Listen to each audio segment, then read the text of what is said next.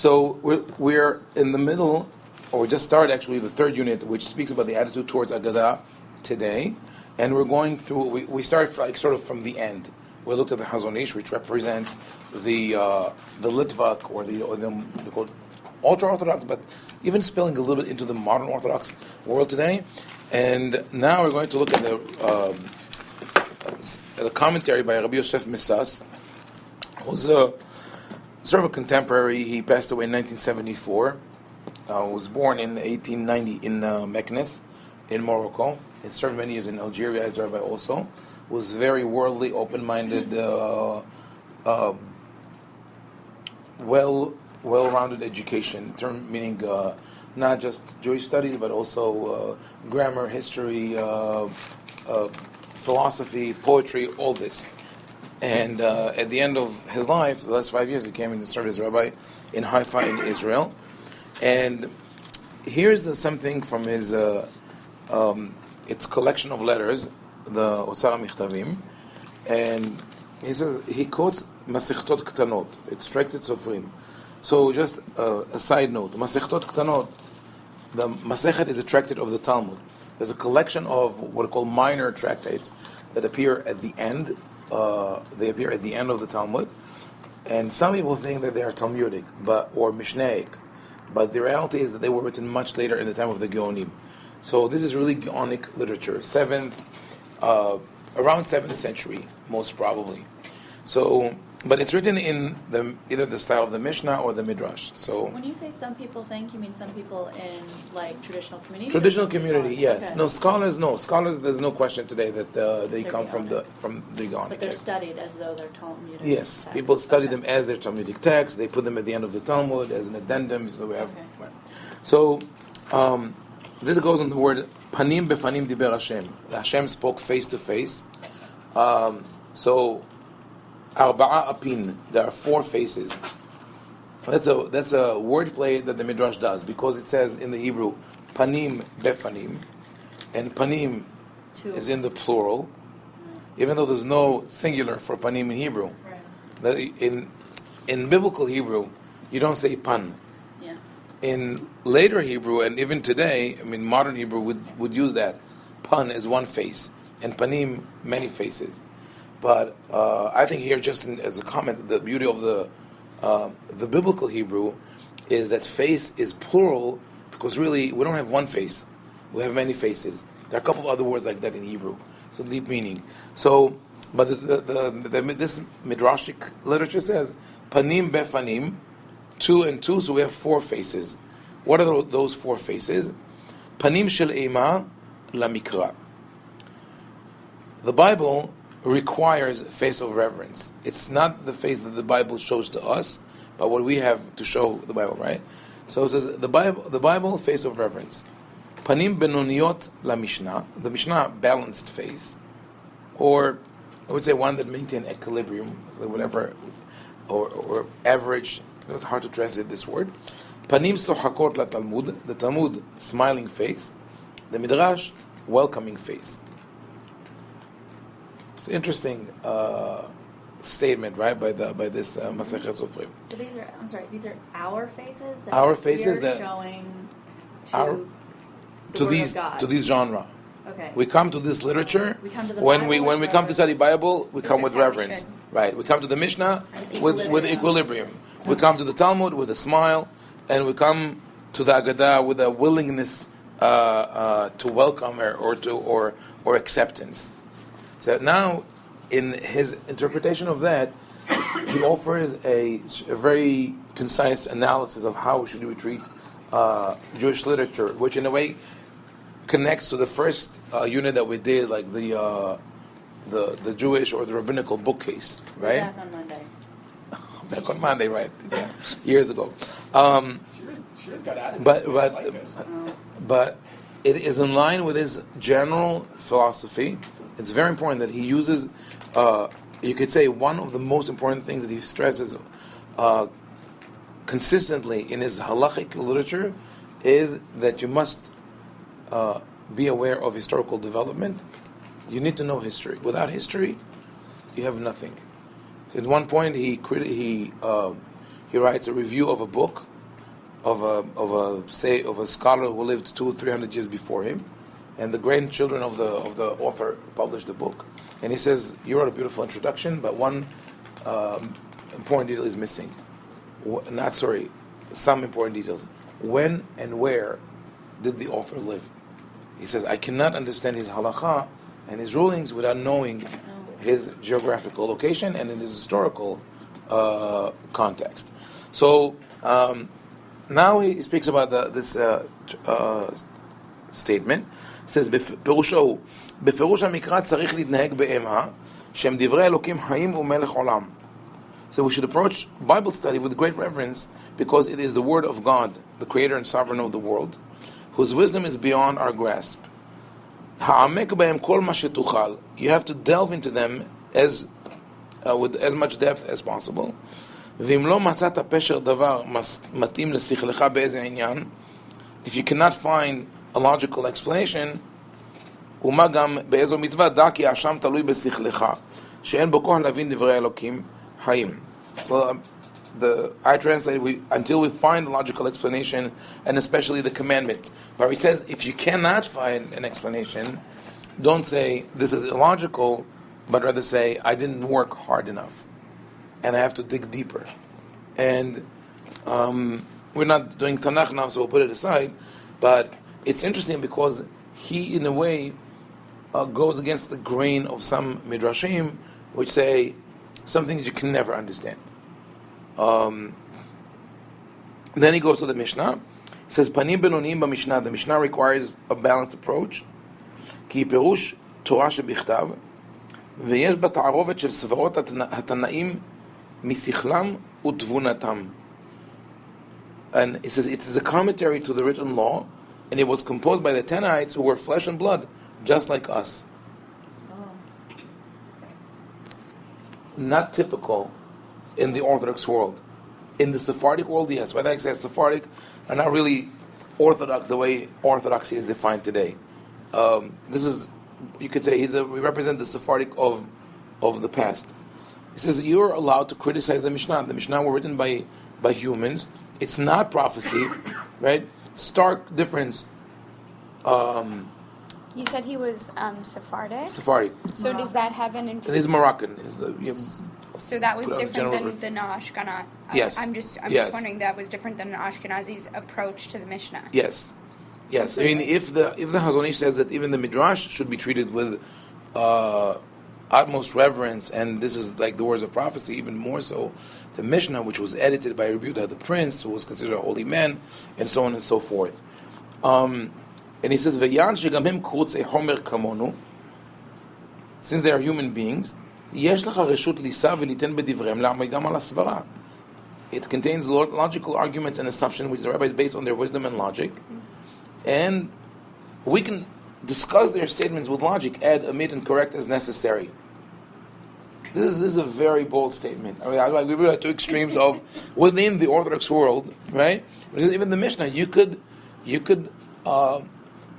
work with the words if they are not logical, or maybe in today's reality we have some contradiction with scientific knowledge. Okay, so you have to reassess what's written, or say, you have to correct what's written. And he brings the proof from the Talmud that we continue the work of the rabbis of the Talmud, who would say that a certain Mishnah is missing text, or it's a minority opinion, or that the text was corrupt, etc. He says this is a balanced approach. Why? With neither reverence nor disrespect. This is how he understands Benoni. Benoni means respected, right? But don't bow down to it. You have the right to criticize it. Fair enough, right? Okay.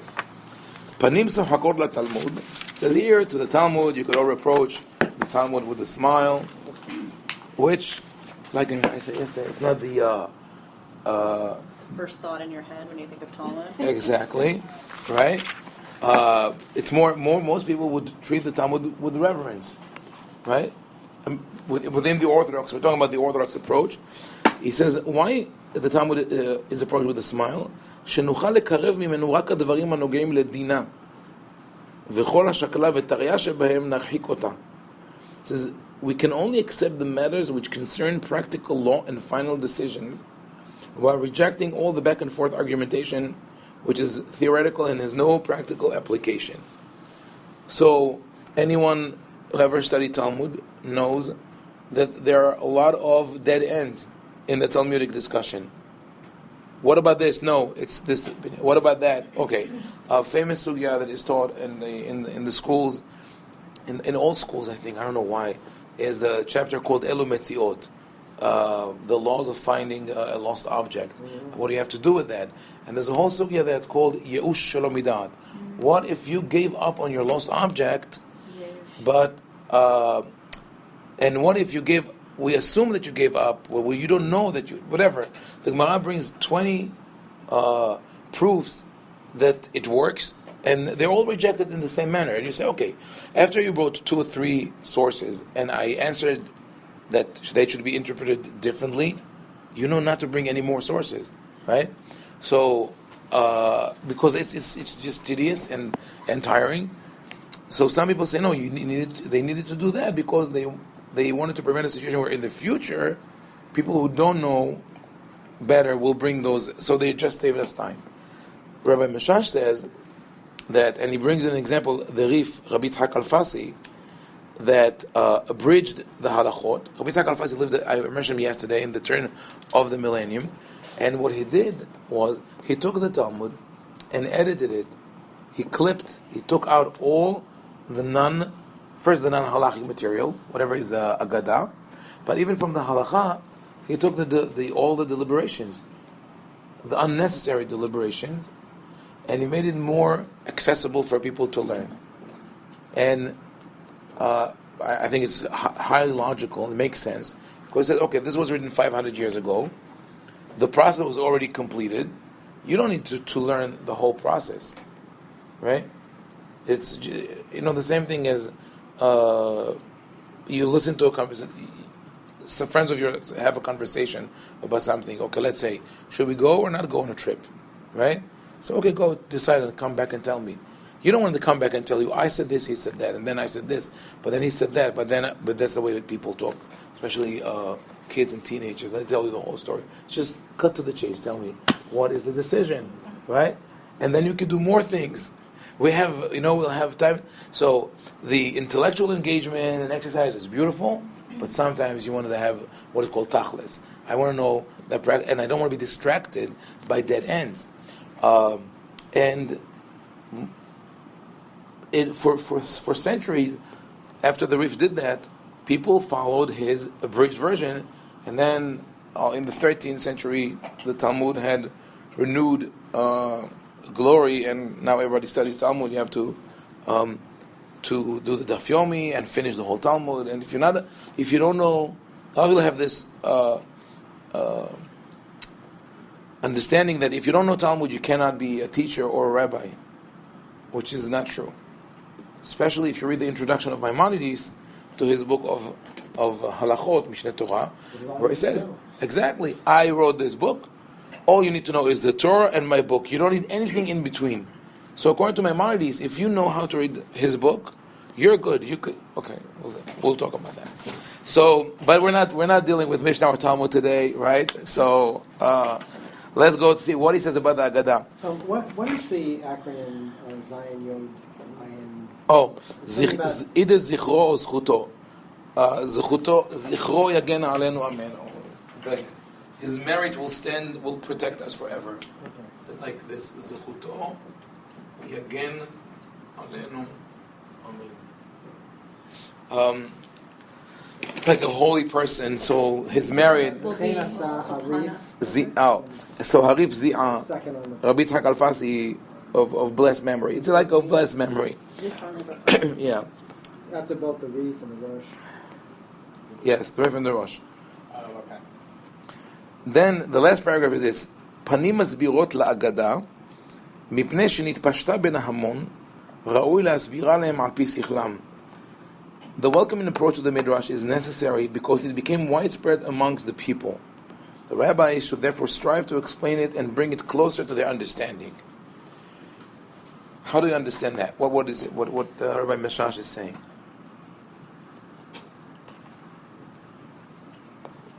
people like learning? People like learning Midrash.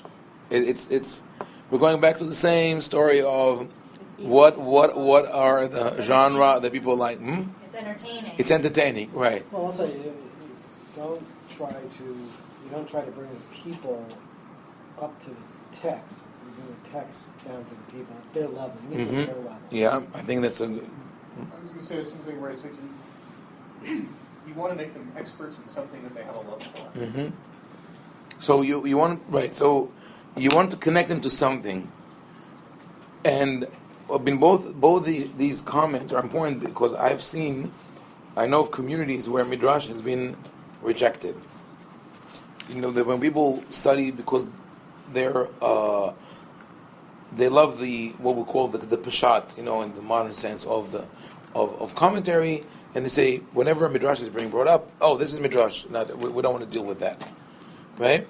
So I agree that sometimes that there are Midrashim that we have to criticize and question, like Rivka is 3 years old, Pharaoh's daughter's arm has been, it was extended, she was really elastic girl, and all these things, and yeah, when she wanted to bring the basket, she just extended her hand and got it, and many others like it. But there are many midrashim with very deep messages. If you just say the midrash is not for, and even when the message is not there, but I'll take the midrash and use it and invest it with a new message to bring it closer to the people and to bring the people closer to it, it's valid. It's a legitimate practice. So Rav Moshe says, use it wisely. In a way, I think he says that he's critical of it. You have to be very careful with the way Midrash is written and how you take it. But so when you deal with the people, you have to find a way to bridge that gap. There are psychological studies, modern psychological studies, that deal with how people reach meanings. And oftentimes, stories, myths are going to be more accessible.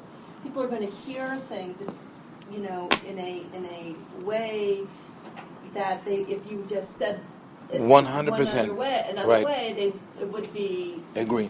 A blank face. Right. So that's what he's saying, right? Advanced. Right. I mean, or unusually modern in its approach, that it's recognizing the way that people learn, right. People that are affected by information. Right. So here you have a deep thinker who's also is an emotional person. You see the totality of his writings, very sensitive, and really, yeah, he understood that definitely. There's I see it on a personal basis when my daughter still wants me to tell her a bedtime story every night. Not always I manage. She's 9 years old. I don't always make it, but I think we've probably got like 1,000 stories, over the last couple of years. And in many cases, the story that I tell her, I ask her, "What do you want?" It's all about the same protagonist as the bunny queen. That she is the bunny queen, but it's her actions of the day, right? Her concerns, her wishes, and you weave it all in the story. It's a way to access all these and discuss them all indirectly. It's like through a camera. Also, one of the works that I guided, and I recommend reading of one of the students, Cecilia Stern-Hertzfeld, who does music therapy. She worked with third-generation Holocaust survivors, and we worked on the concept of healing through Midrash. And like people, that people heal through the arts, through dance, through writing poetry. Thesis. Your thesis, okay. Therapy, yeah. Music therapy. So Music as therapy. yes. What was that? There was a rabbinical student who did that for a living, in healing people through music. Maybe that's So like drums and like instruments. What was her name? Did she From here? graduate last year? I don't know. well. I mean, now people are aware of it, and it has been done. For millennia. This is what people did. People did that, and so another book that I recommend reading in that context, when we will talk about it probably more in the future, is it's called "The Myth of the Eternal Return" by Mircea Eliade is a Oh, yeah. Mircea Eliade is a philosopher and a scholar of religion. I think that's how. So, in the myth of the eternal return, yeah, it's a I think Romanian name, Yeah, I think so. Mircea. Eliade wrote an encyclopedia of religions and many interesting studies of it. Sacred and profane. Yes, and but the myth of eternal return is interesting because you could see this idea both in the Torah and the Midrash, and the idea is that there are certain acts that take place at the time before time, at the primordial time before the creation of the world, and then our actions reenact those events, and when you do that, you connect to something which is beyond you, beyond the natural.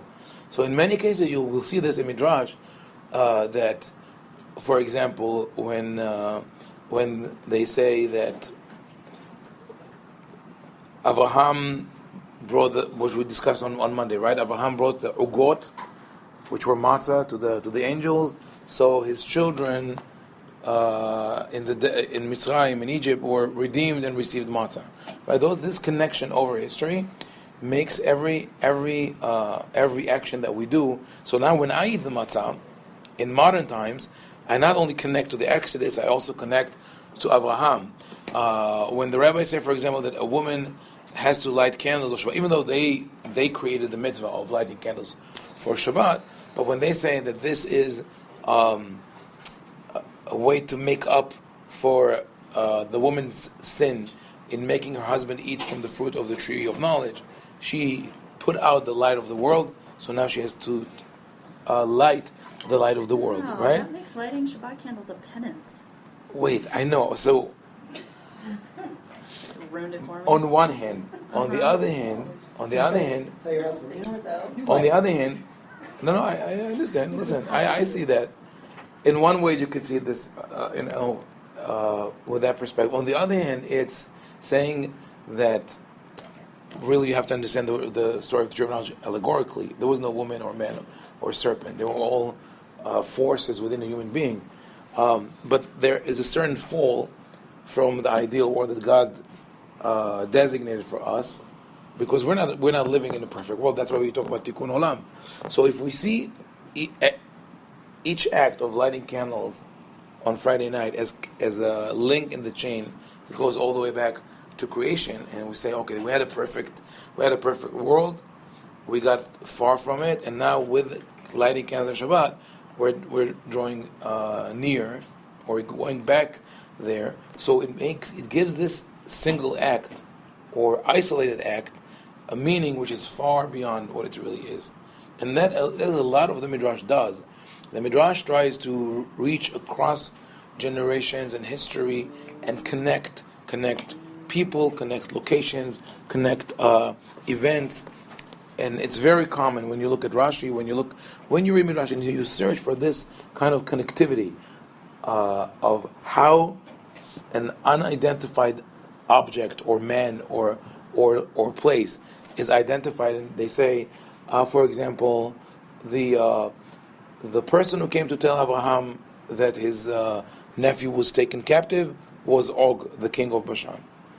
And so it doesn't matter if it's true or not, but the intention of the author was to connect certain events, to show you that there is continuity. We're not just dealing with isolated things in time. In any case, we'll go back to that.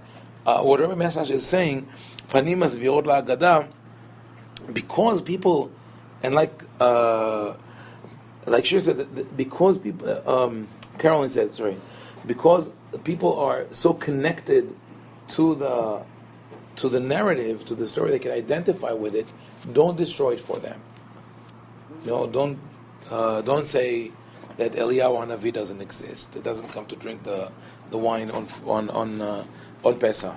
Find a way to bring it closer to them. Okay, so now we go back in time.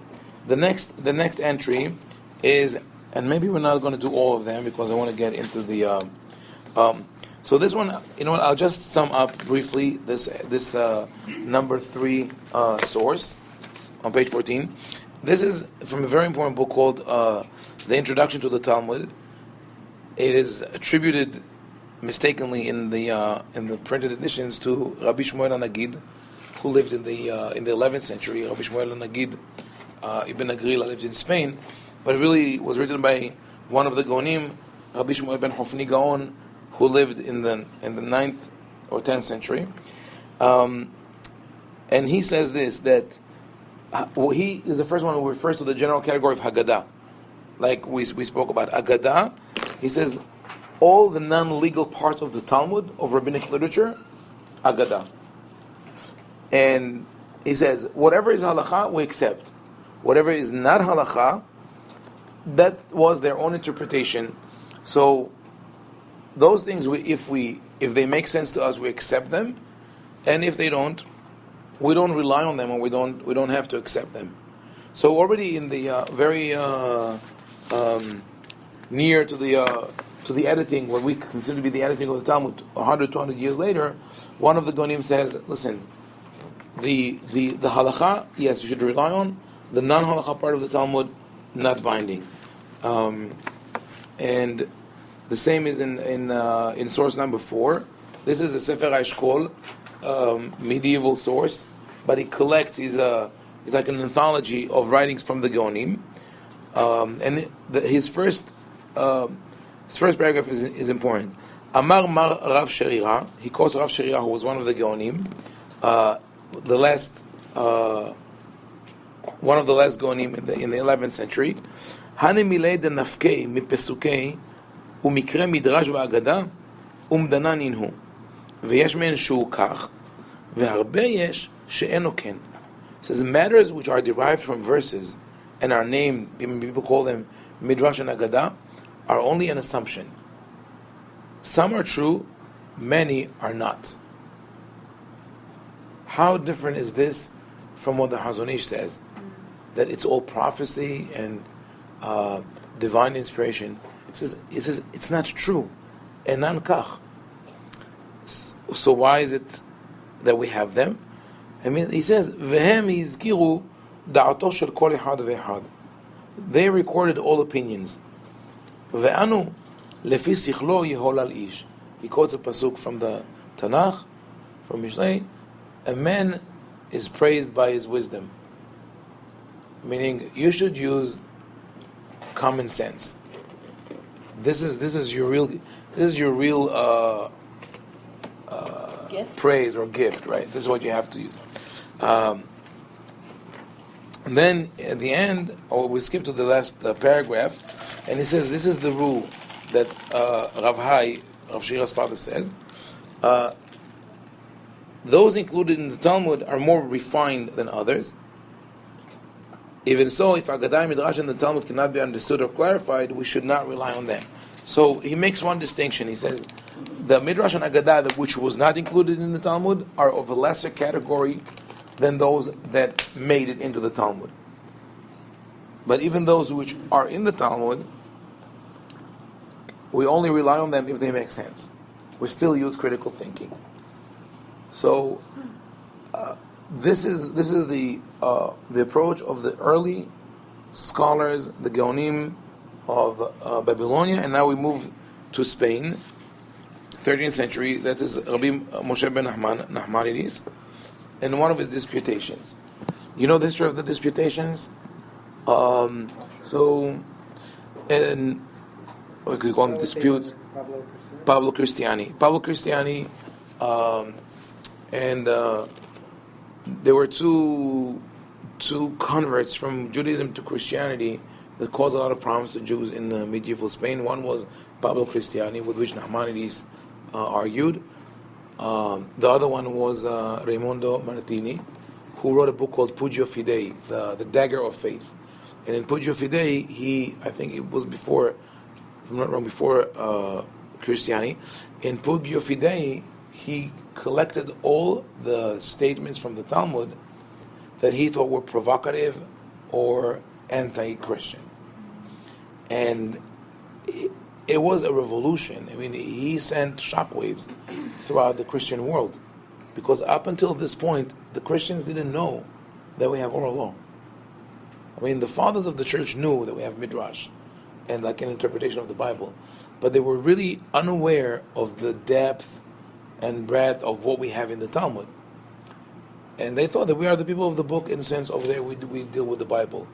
And he was able to get all these annoying statements from the Talmud. One of the famous ones is the dispute that went around the oven, the famous oven of Achnai, and where God says, "Nitzhuni banai," my children won the argument by telling me that they don't have to listen to me. So we as Jews, we embrace it. Wow, you see, we could argue with God, we could defy God. We don't care. Even God has to listen to us, right? In the Christian world, it didn't fly that well, because there's the concept of infallibility, the word of God. You have to listen, you have to obey, total obedience. And they were going around saying, see, the Jews wouldn't even accept the word of their own God. Of course, they rejected the Son of God, and it just intensified the myth of the Jews as the killers of God and the demonization of the Jews. Ramban was called, Moshe ben Haman was called to defend Judaism, and he did it pretty well. But as a result, since he sort of won the argument, he had to run away. That's if you lose, we kill you. If you win, you get to go away. After his dispute, the Catholic kings realized that they are holding. It was all within the law, of course, nothing illegal. But what they did, they started creating more and more public competition and disputations, and they would bring all the rabbis and all the scholars to the royal court. And meanwhile, the communities were falling apart, and that was the beginning of the demise of Spanish Jewry. Anyway, in this disputation, this particular point of the dispute, Pablo Cristiani challenges Nachmanides with a Midrash that seems to predict or to speak about the birth of Jesus. I don't know if you know the Midrash. It's the Midrash about a man who was plowing on the night of Tisha B'Av when the temple is destroyed, and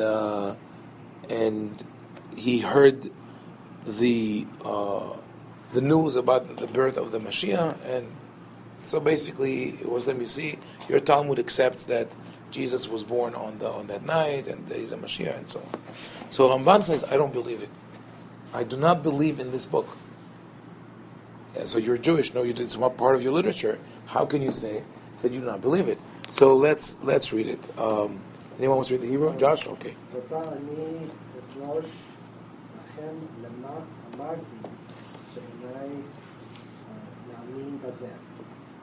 I'll explain why I said that I do not believe that.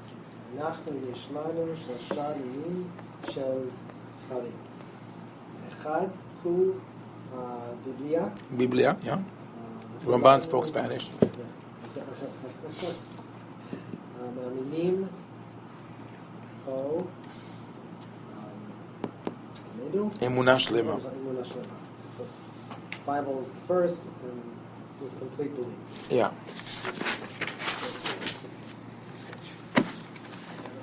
Here, it's okay. השני הוא הנקרא תלמוד, והוא פירוש למצוות התורה. Second is called the Talmud, and it's a commentary to the laws of the Torah. ואנחנו מאמינים בו בפירוש המצוות. We believe in it in what concerns the laws. In what meaning? Only the halakha part of the Talmud, right? Not the Aggadah. Like Rabbi Shmuel ben Hofni Gaon, the same kind. Yes. עוד יש לנו ספר שלישי הנקרא מדרש, רוצה לומר Ceremonies. That's his point. Yeah, yeah. So we have a third book called Midrash, meaning or that we call sermons. כמו שאם יעמוד Hegemon. Is that like a Greek? Yeah. Hegemony. Oh, Hegemony is a little authority. So hegemon was the word for cardinal or patriarch. ויעשה סרמון, ואחד מן השומעים היה טוב בעיניו וכתובו. כתובו, yeah. It is this: a preacher delivered a sermon, and one of the listeners liked it and wrote it down. Okay. It's very, very important. Okay. וזה הספר, מי שיאמין בו טוב, ומי שלא יאמין בו לא יזיק. Okay. This book, if you believe in it, fine, and if not, no harm. No harm. Take it or leave So- it. Yes. I just have a question. So the rabbis of Gaon, obviously, and just in general, disagreed with this philosophy that every word in was divine. Yes. But And we have to say the other way around. That was 7th That the century. modern, right, they were earlier, so you could say that the modern rabbis, the Okay. contemporary rabbis, disagree with the, yes, Now, I have one question. Nachmanides yes. is from what time? Is Owned by his house. Cherona is, yeah. And then the last, what was I going to say? The Eshkol, is that part of, is he, Eshkol was a different, it was an anthology of halachot, but the author, he lived in Italy in the 12th so who or is the 13th author? century. Anonymous, I think. Not. There's a dispute about who is the Okay. author, but the text is from the Gaonic period. Okay. So just some material that was lost got to us through this book. This must be so I'm just referring to they're referring to the rabbis from the Gaonic period that were probably Sephardic. Yeah, actually, there were no Ashkenazi yet. So they had to be Sephardic, with the very general label, right? It's pre-Ashkenaz. Okay. Because Ashkenazi settlement, you could say, which is in Germany, in Cologne, started in the 9th century, where Jews were really imported from Italy, and then the community grew, and only later, in the 10th century, you find centers of Torah there. Yeah, my grandmother, who I'm 3/4 German, and most of my family's from Germany, but my grandmother, about a year ago, she's like, I just want to let you know, oh, by the way, that we have our ancestors way, way, way back that were from Spain. From Spain. So I was like, I had no idea that you have Spanish blood, so it must have. Anyway. A lot of, most Sephardic Jews spilled into, to Europe. Yeah, Germany also. So what do you see with this statement of Nachmanides? You said that you love the way he says, the preacher delivered a sermon, one of those that liked it and wrote it down. So what is going on here?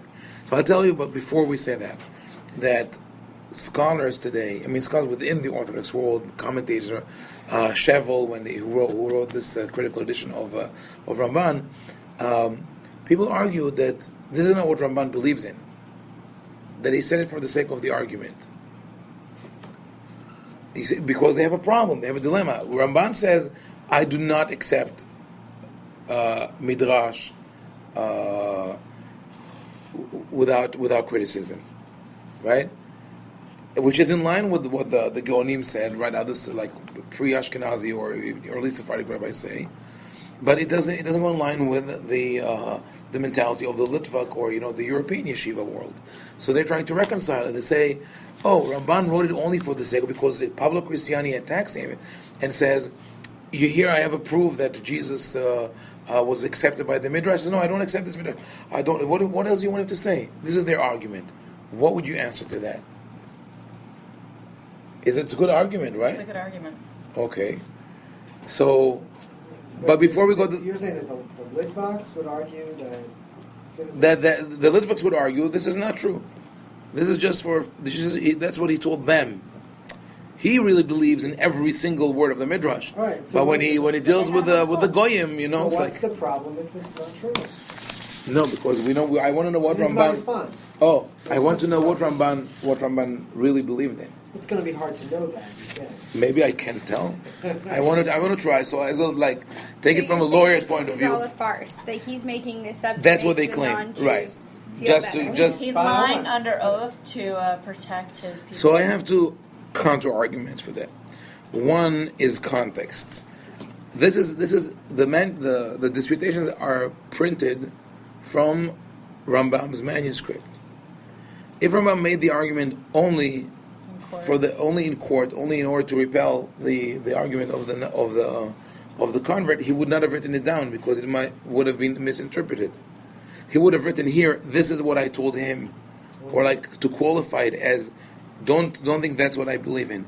But that's not good enough because you could still say he had to write it down for future generations to have the proper answer. So I think that the way that he particularly phrased the process of creation of Midrash is important. He did not say that the Hegemon, the rabbi, wrote the sermon, but rather Delivered a sermon. But yeah, And see, it was how see, it's the yeah, writing it's down. saying, right? right, and it's a two-stage process. First, And someone else wrote it down. first someone delivers a sermon, then someone else writes it down Like after Shabbos. after Shabbos, maybe, right? But meaning that there's a time lapse. Not only there's time lapse first, and there's also the concept of change, what we call lost in translation. There's lost in translation. There's lost in transition. This is lost in transition.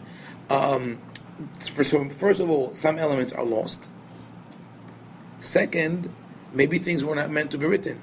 They were delivered only for that particular time That's the key. and place and a group of people. That's the key. When a sermon is delivered, it's not, Right. It is addressing a certain, you know your audience, you know the times. Sometimes you reflect upon the times. Yes, It's very contextual. exactly. It's not. And the word here, I think, is transport well. exactly. And I think the word is ya'amud. Ya'amud is to stand up. It's almost like extemporaneous. It is only for that context. It doesn't go beyond that. And this is one of the principles that is going to guide us as we go to Midrash. We will try to learn the Midrash in context and to see whether the message that the original Midrash delivered is applicable today, or has it been distorted, has been misunderstood. So many things happen in between. You realize between because I gave you the two ends of the spectrum. Like early literature, if we look at the Talmud, and if you look at the Gaonim, and if you look at the early rabbis of Spain, they all say they are all very skeptical about the Midrash. They say you have to take it with a grain of salt. You have to criticize, analyze, question. Don't take it literally. Then you come to modern times, and the Hazon says it's all prophecy. And then you have the other voice of reason that says no, that we keep this tradition of. So what happened in between that the Midrash became solidified and sanctified into this into our holy codex, right? What happened? So I mean, we could document it through references of different books throughout the ages, but in general, it was a reaction to the to assimilation or to the assault of outside culture. So Rambam introduces Greek philosophy through the Guide of the Perplexed. There's a backlash. Rabbis and leaders write letters against it. The books of the Rambam are being burnt in the 1200s. Then in the 1300s, because of those kind of inside arguments in Judaism, it's called the burning of the Talmud in Paris in the 1300s.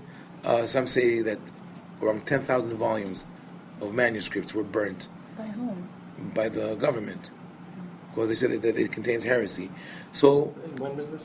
1342, I think, 1300s. And just like we said that, the potential of the Midrash to be very flexible and even volatile, the rabbis in some ways were afraid that by questioning certain parts of the Midrash, you're going to question other parts of the Torah. So they promoted an agenda of that you cannot question or reject anything. So now they had to, because of that, they make this statement, so they have to defend it. So how do they defend it? By creating commentaries. So the more you create commentaries, this now to untangle them and to say that the Midrash doesn't work becomes more difficult, because but this you use symbolism and later on mysticism and allegory and all that. And Maharal of Prague was one of the masters of this approach. So, and they identified anyone who questioned the Midrash was considered someone who wants to really hurt Judaism, not just Midrash, but eventually all Jewish literature. Were they afraid people were going to convert out, or that they would be persecuted? The people are just going to quit the religion altogether, or convert to Christianity. Depends on where you live. But definitely, we could say that the reaction towards religion was different in Islamic countries and Christian countries. Yeah, sure. That was definitely, if you say Sephardic and Ashkenazi, to me, people ask, is it because your ancestor came from Spain? I said maybe some of them did, some of them didn't. Doesn't really matter. We're talking about the ideology, and the ideology is really ideology which developed under the crescent and under the cross. Under Islam, believe it or not, used to be a more tolerant religion. I mean, even now, with all the problems that are going around in the world, still the number of casualties of Islam throughout history is smaller than the number of casualties of Christianity. And Christianity just stopped being a fanatic or a violent religion only recently. And even now in Africa, the evangelical right is doing what they cannot do here, and they persecute the LGBT community in a very violent way, a very dangerous way. If you Google, you know what's happening there. So, but this was part of the problem with the early communities. The other problem was that for Jews who lived under Christianity, they are dealing with idolatry. For them, Christianity is idolatry. First, because the Christians believe in the Holy Trinity, which is not, they cannot understand as monotheism. Second, because there's very, very strong imagery of statues everywhere. So they recoil from it and shut themselves in the ghetto. Whereas Judaism, Islam doesn't have imagery. The prayers are similar. The language is similar. There's monotheism is a concept. Jews are not accused of being the killers of God, and you don't have this imagery also of the ecclesia or the church as the conqueror and Judea Capta under its feet. You can see it in the Gothic churches. Synagoga and ecclesia, right? It used to be the Rome and Judea, then it became the synagogue and the church. So our culture was influenced by our interaction and reaction to what was happening around us. So with that being said, it's like there's more to be said about the development of the attitude to Midrash, but we've seen the ends of the spectrum. On one hand, those who say we only accept that which makes sense. We have those who say try to interpret it as possible, as allegory, symbolism, or any way possible, and those who say we accept every word of the Midrash literally. It's divine and it's literal. So, any questions about that? Okay, so very good. So let's continue to number 4.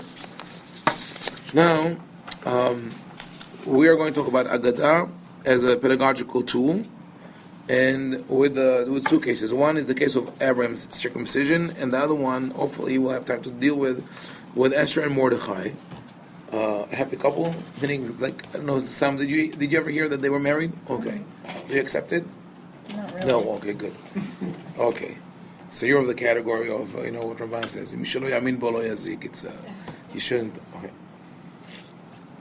So, this whole story of Abraham is some of the research that I was doing on Midrash, and it was sparked by my being really very uncomfortable with certain commentaries in the Torah. So it's not here, but I originally started with Rashi.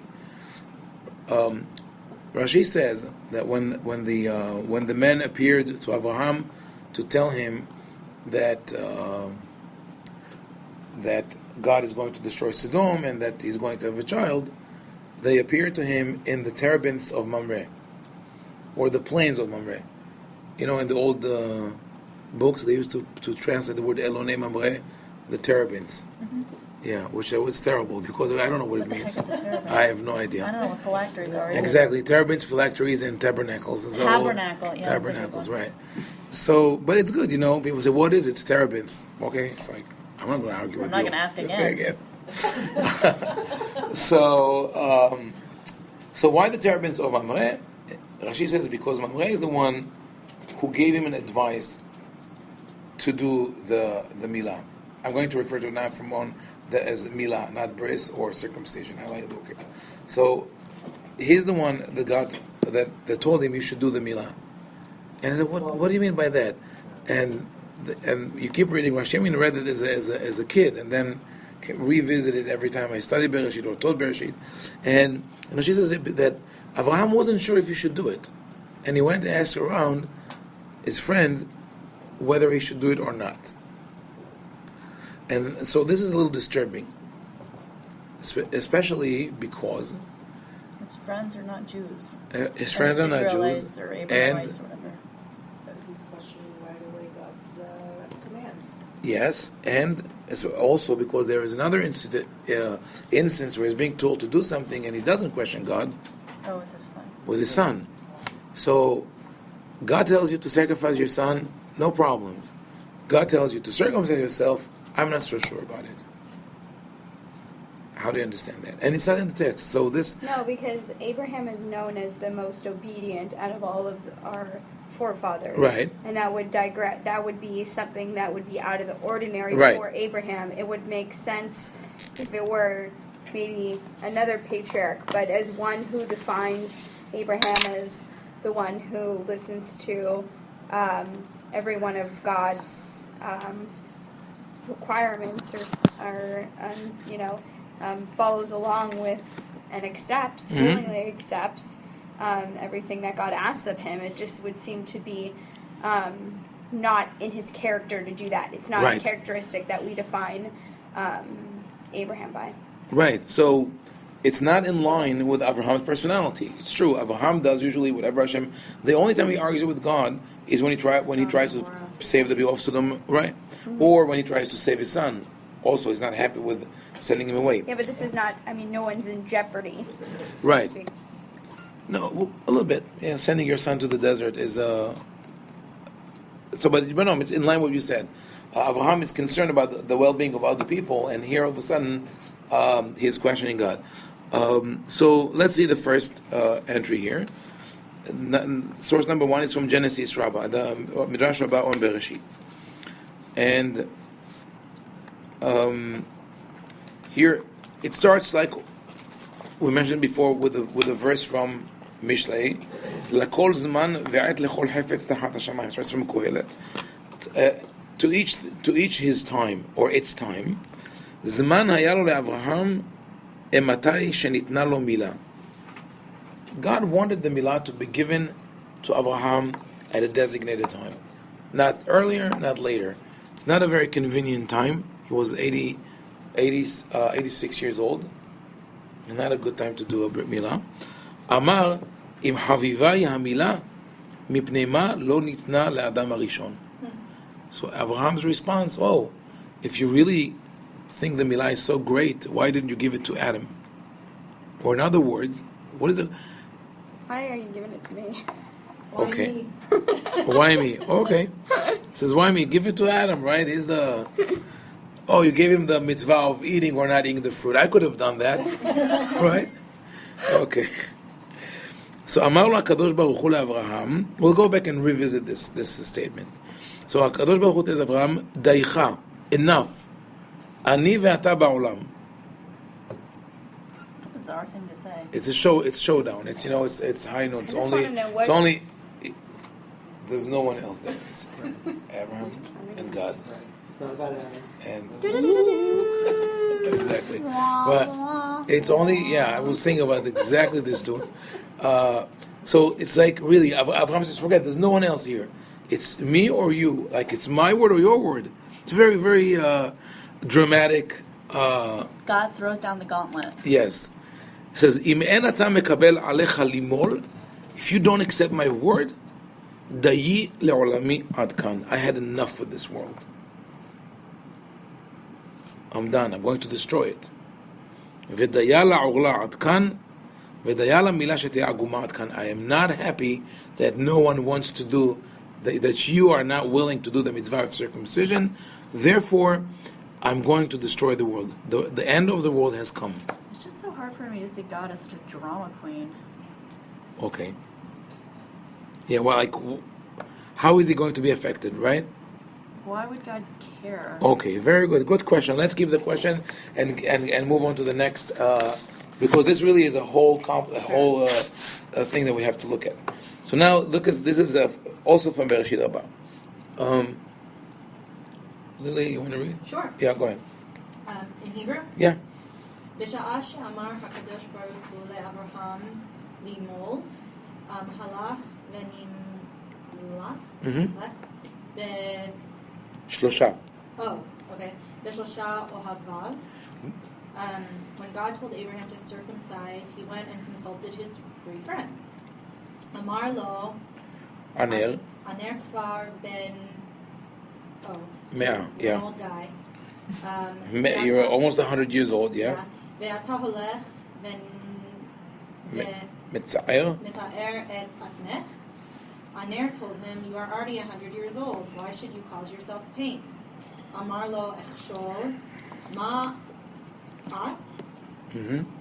הולך. מה את הולך ומסיים את עצמך בין שונאיך. Eshkol said, why are you marking yourself among your enemies? אמר לו ממרם, אלוהיך, איך. אלוהיך, שעמד לך בכבשן האש. בכבשן האש, ובמלאכים וברחבון, והדבר הזה שאמר לך למול, אין אתה שומע לו. That's it. So, anyway, what do we see with this story? He goes and he consults his 3 friends, and like Sher mentioned before, it's very strange. Why would you consult your non-Jewish friend whether to do the Brit Milah or not? Right? There is, to be fair, there is something that we could call the foothold in the Tanakh. The Midrash always look. Remember that I mentioned that in order to make it reliable or acceptable, that we look for a foothold in the text. The problem is when you do have this foothold in the text, you want to know that it really sanctions the interpretation, meaning that it really is there for that purpose. So just before God commends Avraham, after he tells him to do the Brit Milah, Avraham goes to the war against the 4 kings to save his nephew from Sodom, right? And he calls his allies, Aner, Eshkol, Mamre. And the Torah calls them in chapter 14, verse 13, Vehem Ba'alei Berit Avram. They made a pact with Avram. Pact, Brit Milah, right? Ve'atad Beriti Tishmor. Therefore, they are connected to the Brit of Avram. Beautiful. Not Genesis 14:13.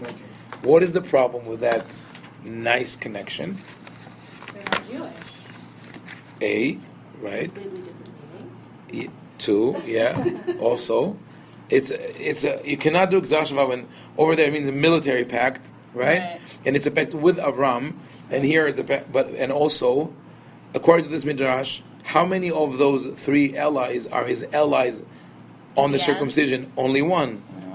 Only one. 2 of them are against it. So you can't call all of them the allies of the Berit of Brit Milah.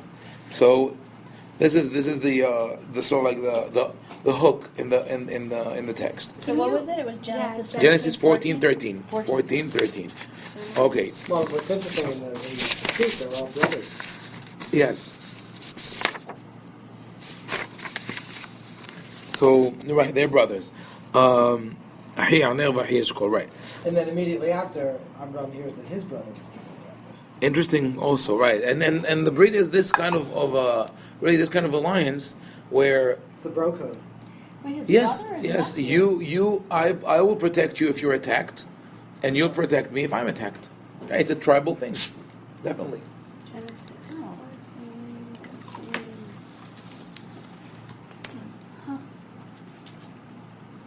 Okay, one more source. But that was a Gezerah Shava, right? Sort of a Gezerah Shava, yes. Sort of, okay. I mean, sort because Gezerah Shava technically is only for Bad Gezerah halakha. Shava. Oh, okay. It's only for halakha. It's not supposed to be used for, okay, Oh. Aggadah. for Aggadah. So now let's read source number 3. Lily, you want to read one more there? Sure. Amar. Amar ad shelo Malti. Malti hayu ha'ovrim v'hashavim ba'im etzli. He said, before I circumcised, travelers would come to me. Amar lo hakadosh baruch hu ad shelo malta hayu b'nei adam arelim ba'im achshav ani uveni Pamalia. hama Familia. oh sheli negalim aleha. What is it? Alecha. Alecha. Yeah. God told him, before you circumcised, the uncircumcised would come and visit you. Now it is I and my entourage whom you view. So, what is going on here? This also appears in Rashi's commentary. Remember that Abraham is sitting at the tent. Mm-hmm. So, according to the simple meaning of the text, it says "V'hu yoshev petach ahoel kechom hayom." He sits at the because it was hot, meaning that when it's hot, it's good to sit at the opening of the tent. For a breeze. For the breeze. If you're inside, you're locked. If you sit there, you get the shade of the tent plus the breeze that goes through. So this is a good place to sit. The Midrash and Rashi see it conversely. They say, even though it was hot, he was sitting outside. Why was he sitting outside? Because he was waiting for guests. But guests were not coming. Why they were not coming? I mean, this is all like, a lot of the line of the story of the Midrash. They were not coming because God was concerned about Abraham's health and didn't want him to be bothered with guests. But when he saw that Abraham is so devoted to hospitality that he sits there, he sent the 3 men. But before those 3 men who are angels come, Abraham is already frustrated and he says, Ad shelo malti hayu avrim v'ashavim ba'im. What's going on? No one is coming to visit me. What did I do wrong? Oh, I know what I did wrong. I did the Brit Milah.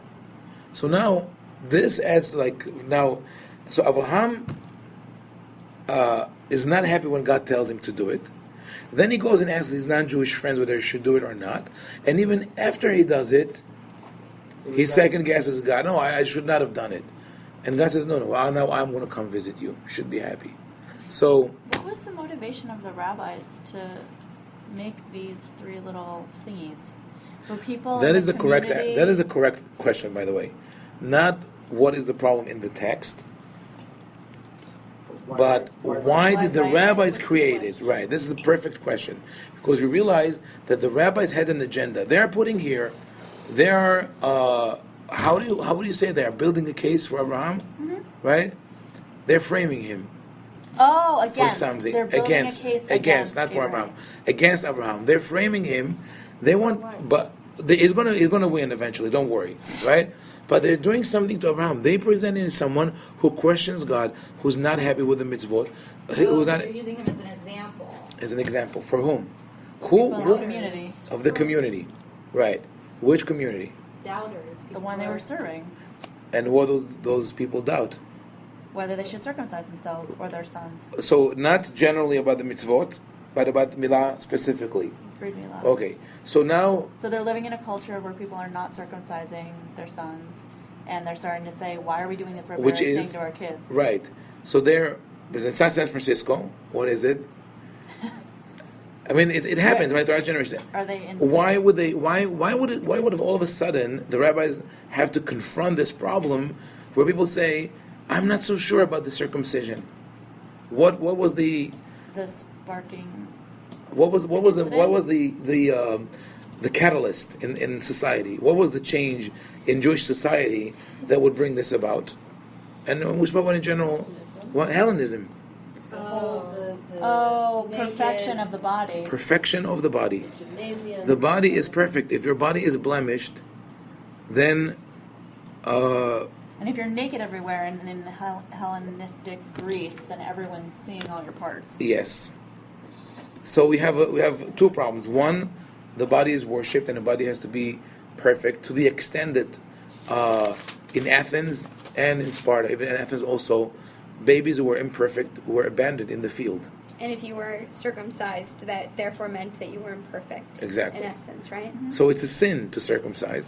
It's a sin. And also, if you want to assimilate, But did Hellenism have the concept of sin? no, it's a sin for a Jew to circumcise. I mean, if he takes the concept of, I think that the Greeks have a concept of sin, I see this and the as- sin against the gods, right? Tantalus, who's the one who stole the fire from the god? I think it was Certainly Tantalus, right? Anathema to the philosophy, Of Greek philosophy, right? That the body is perfect. yes, definitely. So it would be insulting. Right, but it presents another problem, like you said, that the athletic competition, the gymnasium, everybody's naked, completely naked. So now, if you wanted to assimilate, let's say, which happened in the past, before before Hellenism invaded Israel, you could have done. You could do that. You could pass. You could pass. You could pretend to be non-Jewish. You But- can't pass anymore, not right. in Greece. Yeah. So now parents have this dilemma: am I going to circumcise my son or not? I'm going to brand him for the rest of his life. Right. And people also have people who are already circumcised and grew up and in Greek society. Now, if they could have, they would have reversed the process, right? So I also see this living amongst, Jews living in a Hellenistic period in which they wanted to somewhat assimilate and be like part of that community. I can understand somebody writing this from that perspective, and also I feel like our perspective, or trying to not maybe subconsciously, but we try to like appease people that we speak with. Like, so for example, I feel like I'm like on both spectrums, like speaking with Orthodox and then speaking with like totally Reform, and the way that I speak to like Orthodox is totally opposite of like the way I speak to Reform, and maybe that's kind of part of that. I prayed for a girl so I wouldn't have to do that's the Part of Midrash. this. You're right. I think Stephan is right also in the sense that the rabbis, whoever wrote this Midrash, that's not necessarily what he believes in, but rather he is using it as to promote a certain agenda. So we could see it either those are the people who are against the Brit Milah, or there's something else here. But let's continue. Let's see one more source. So this. שאל טורנוס רופוס הרשע את רבי עקיבא. His name was Tinius Rufus, but in our sources it was a real character. It's a crazy name. He was the governor at the time of Rabbi Akiva. He's the one who fought against the Jews in the Great Rebellion, in the Bar Kokhba rebellion. And Tinius Rufus asked Rabbi Akiva, "Eize ma'asim na'im shel HaKadosh Baruch Hu or shel basar v'adam? Which are better, God's or man's handiwork?" God's or men's handiwork. Oh. אמר לו, של בשר ודם נעים. The handiwork of men are better. אמר לו טורנוס רופוס הרשע, הרי השמיים והארץ יכול אתה לעשות כהם? Here are the heaven and the earth. Can you do something similar? אמר לו רבי עקיבא, לא תאמר לי בדבר שהוא למעלה מן הבריות שאין שולטין בהם, אלא בדברים שהם מצויים בבני אדם. Don't speak of something which is beyond our power. Of course I cannot create the heaven and earth. If you want a competition, look at where there's fair competition. אמר לו, למה אתם ממולים? Why are you circumcised? אמר לו, אף אני הייתי יודע שאתה עתיד לומר לי כן, לכך הקדמתי ואמרתי, מעשה בשר ודם הם נעים משל הקדוש ברוך הוא. I knew that you were going to say it, and that's why I already told you that our work is better. הביא לו שיבולים וגלוסקאות. So Rabbi Akiva he asked for wheat in the stalks and cakes to be brought forth. אמר לו, אלו מעשה הקדוש ברוך הוא, ואלו מעשה בשר ודם. אין אלו נעים. What is better? Would you rather eat the grains or eat the processed food made by humans? So it's an interesting argument. It's a beautiful argument, and it's also it's visual. It's practical. So Turnus Rufus comes with a new argument. It's refined. Yes, refined the flour is yeah. אמר לו תורנוס רופוס, הואיל והוא חפץ במילה, למה אינו יוצא מהול ממעי אמו? If God wanted you to be circumcised, He should have created you circumcised. אמר לו רבי עקיבא, ולמה שוררו יוצא בו? So, why would you have to have the umbilical cord? Let him be born without the umbilical cord. You have to cut off inside. ולמה אינו יוצא מהול? לפי שלא נתן הקדוש ברוך הוא לישראל את המצוות, אלא כדי לצרפן או לצרף בהן. God gave the mitzvot to us in order to purify us. Meaning it's a test, it's a trial, it's not easy. Like you said, you're happy you had a girl, so you didn't have to go through the circumcision. I was afraid. Me too. I was a sandak for my firstborn, and I was holding the baby on the pillow, and at the certain point, Did you close your eyes? I think so. And then the Moel rebuked me. She said, what happened? So I almost dropped the baby. I was so nervous. I'm like this. So we'll stop here for us to take a short break, and we'll come back and analyze those Mekorot.